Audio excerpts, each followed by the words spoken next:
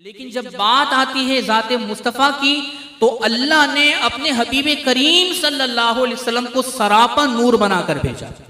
سراپا نور بنا کر بھیجا۔ قد جاءکم من اللہ نور و کتاب مبین، تحقیق تمہارے پاس اللہ کی طرف سے ایک نور آیا، روشن کتاب۔ سرکار کریم علیہ السلام کا صرف ہاتھ روشن نہیں تھا، موسیٰ علیہ السلام کا ہاتھ روشن کہ آپ اپنے بغل میں ہاتھ ڈالیں چاند کی طرح روشن، اور سرکار کریم علیہ السلام سر کے بالوں سے لے کر پاؤں کے ناخنوں تک چاند سے بھی بڑھ کر حسین و جمیل۔ امام سیوطی لکھتے ہیں سید عائشہ صدیقہ رضی اللہ تعالیٰ عنہ نے فرمایا کنت اخیط فی السحر، حضرت عائشہ صدیقہ رضی اللہ تعالیٰ فرماتی ہیں کہ سحری کا وقت تھا، اندھیری رات تھی اور میں کچھ سی رہی تھی، فسقطت من الابرہ، آپ فرماتی ہیں کہ سیتے ہوئے سوئی میرے ہاتھ سے گر گئی۔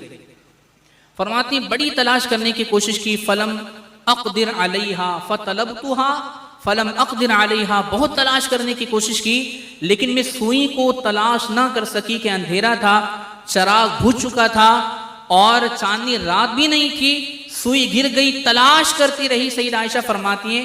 فطلبتہا فلم اقدر علیہا، تلاش کرنے کے باوجود سوئی نہیں ملی۔ سیدہ عائشہ فرماتی ہیں فدخل رسول اللہ صلی اللہ علیہ وسلم، اچانک نبی کریم صلی اللہ علیہ وسلم حجر اقدس میں داخل ہوئے۔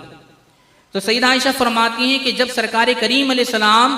حجرے میں داخل ہوئے تو سرکار کا حجرے میں آنا تھا کہ وہ پورا کا پورا حجرہ سرکار کے چہرے کے نور کی روشنی سے منور ہو گیا، اور آپ فرماتی ہیں کہ میں نے سرکار کے نور کی روشنی میں گمشدہ سوئی کو تلاش کر لیا۔ اعلیٰ حضرت فرماتے ہیں سوزنیں گمشدہ ملتی ہے تبسم سے تیرے، سوزنیں گمشدہ ملتی ہے تبسم سے تیرے، سوزن کہتے ہیں سوئی کو، فرمایا سوزنیں گمشدہ ملتی ہے تبسم سے تیرے، شام کو صبح بناتا ہے اجالا تیرا۔